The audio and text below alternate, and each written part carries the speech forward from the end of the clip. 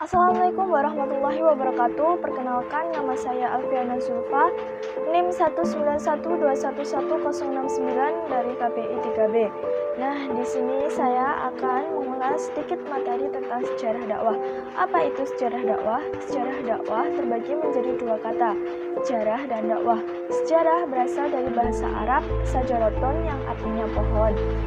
Sedangkan dakwah secara etimologis berasal dari kata da'a yada'u dakwatan yang artinya seruan, panggilan, undangan, dan doa.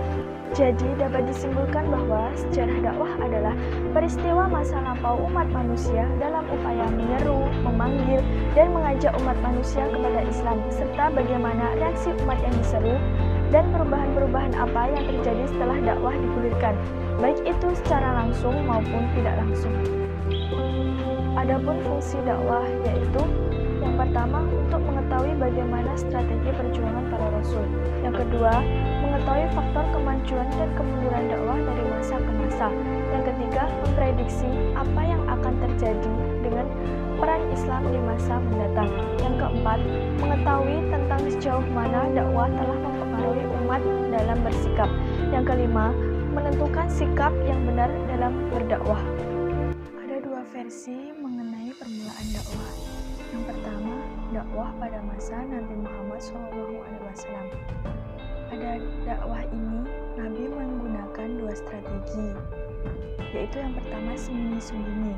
Nabi berdakwah secara sembunyi-sembunyi selama 3-4 tahun, dan pada masa ini, Nabi berdakwah dengan cara pelan-pelan, tidak dengan kekerasan.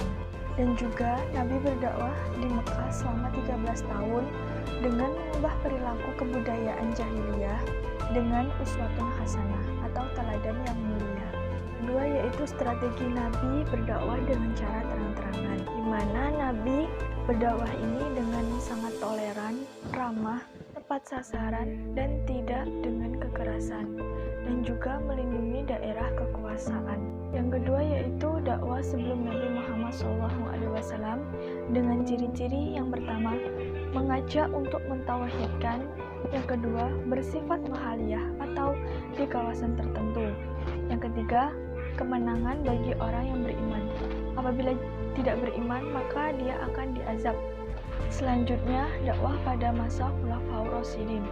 Setelah Nabi Muhammad SAW wafat, kepemimpinan dilanjutkan oleh 4 orang secara bertahap, di mana pemilihannya secara musyawarah atau demokratis dan tidak secara turun-temurun. Setelah masa Khulafaur Rasyidin selesai, digantikan dengan dinasti Umayyah. Dinasti Umayyah ini didirikan oleh Muawiyah bin Abu Sufyan. Dinasti ini pemilihan pemimpinnya secara monarki atau turun-temurun. Kurang lebih dinasti ini memimpin selama 40 tahun. Dinasti Abbasiyah. Dinasti ini didirikan oleh Abu Abbas As-Soffah pada tahun 132 Hijriah dan berdiri sekitar 5 abad atau 500 tahun lamanya. Dinasti ini dikenal dengan ilmu pengetahuannya, di mana pada masa ini hampir semua ilmu pengetahuan berkembang pesat. Luasan wilayah pada masa dinasti ini meliputi Afrika Utara, Spanyol atau Andalusia, India, dan Romawi Timur.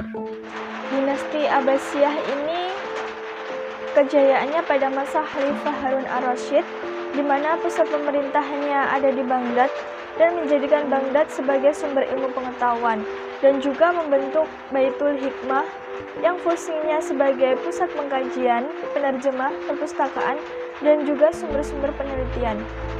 Dalam penyebarannya, Bani Abbasiyah mempunyai 2 pola, yaitu struktural dan kultural. Yang selanjutnya yaitu dakwah Wali Songo. Islam masuk ke Indonesia tak lepas dari peran Wali Songo, di mana Wali Songo melakukan dakwahnya dengan harapan persuasif, keteladanan, dan juga kedermawanan. Jalan dakwah yang dilalui Wali Songo melalui proses asimilasi dan sinkretisme antara Islam yang terbuka, luas, dan akomodatif dengan agama asli Nusantara, yakni agama Kapitayan sebagai penganut animisme dan dinamisme, dan pemuja dewa-dewa Hindu-Buddha.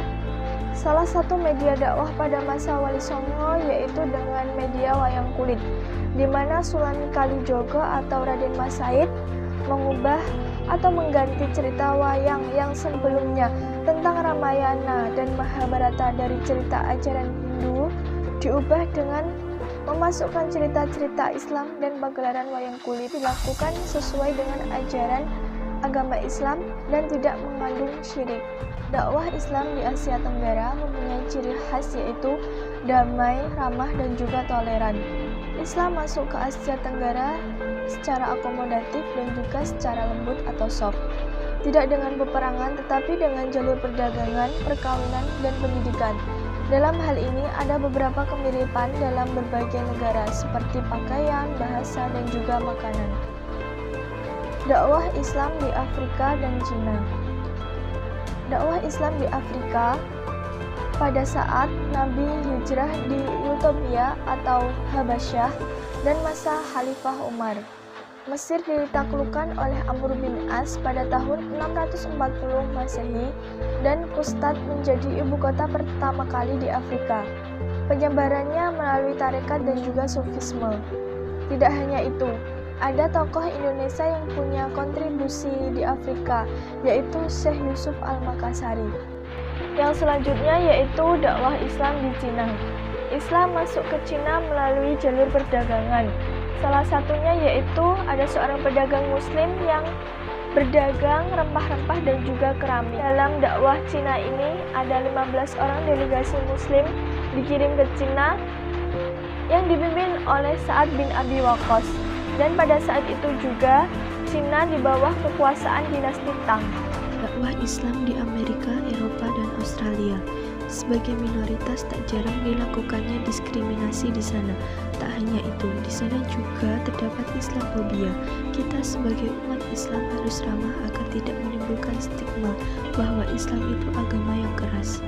Dalam hal ini, kita sebagai umat manusia tidak boleh melupakan sejarah, karena dari sejarah kita dapat belajar dari masa lalu. Sekian, terima kasih. Wassalamualaikum warahmatullahi wabarakatuh.